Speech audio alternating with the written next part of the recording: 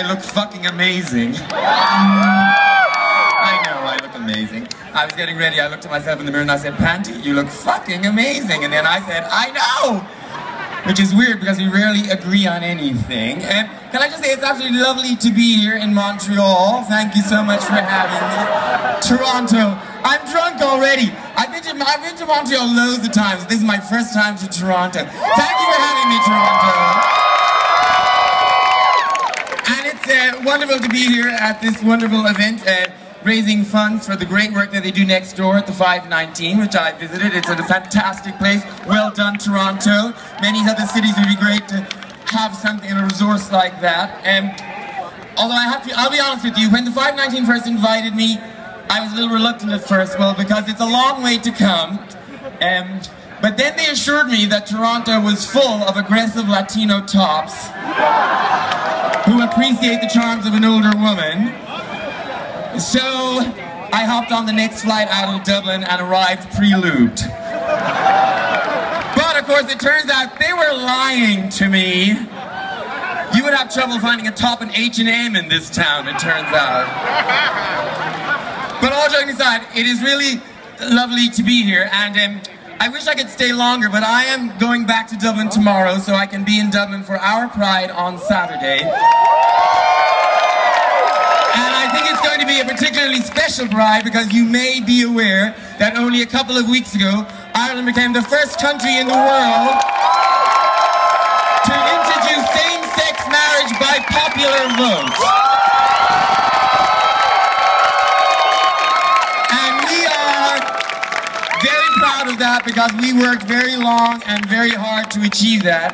And we are very proud to be joining you, Canada, as one of the few but growing number of countries in the world that treat its gay citizens as full and equal citizens under the law. But of course, now that we in Ireland have achieved that and you long ago achieved that, the question is sometimes asked, well, in that case, what is Pride for? What is the purpose of Pride? And it's a fair question. And I remember my first Pride, I remember it vividly. I was a shy baby drag queen. I was nervous about taking to the streets in broad daylight. I was absolutely sure that I was gay, but I was not absolutely sure that I was proud of it. But when the parade moved off that day, it left all of my doubts behind, because it was thrilling to be among so many other proud, happy, gay people. People who were noisy, colorful, and unashamed.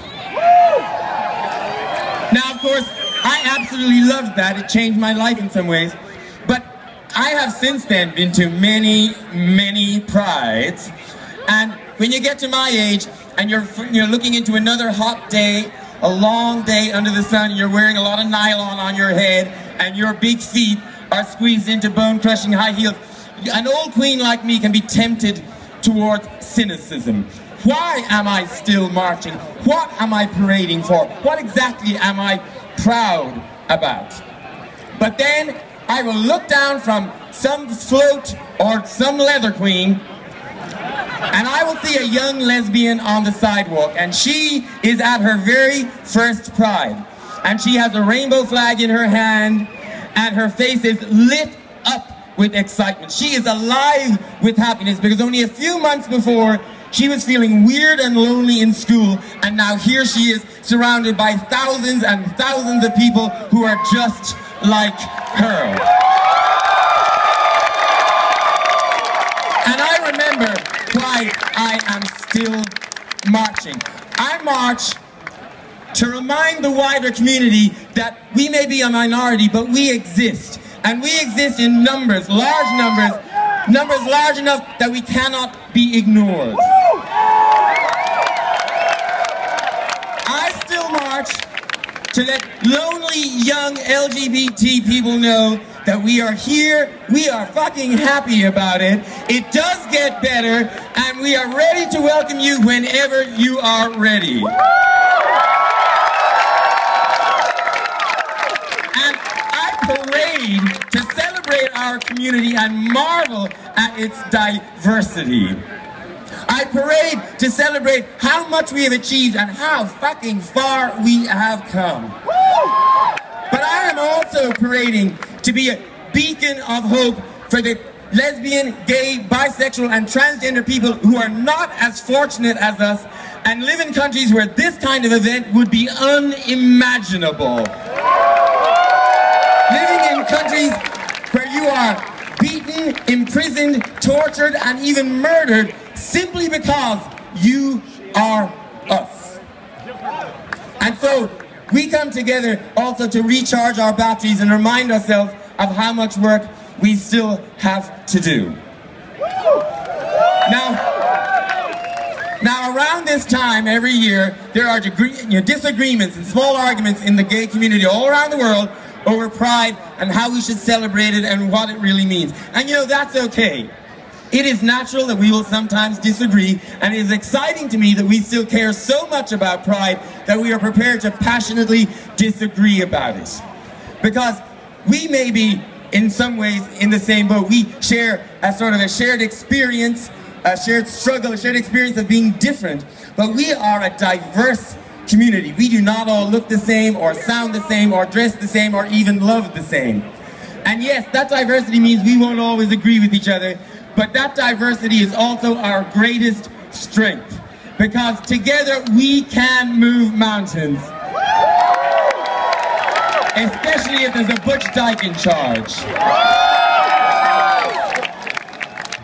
When I went on that first Pride Parade, I was afraid that being gay was going to be some sort of burden or limitation. But I now know that it is not. Being gay is a fucking gift.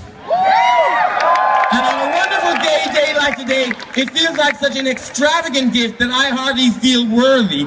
I just feel incredibly lucky.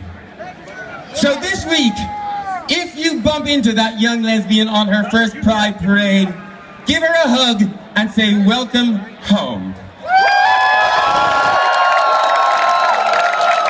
And finally, I would just say to you that also perhaps this week, it is a good time to remember our heterosexual brothers and sisters. Because, let's be honest, it must be really awful for them. Happy Pride, Toronto!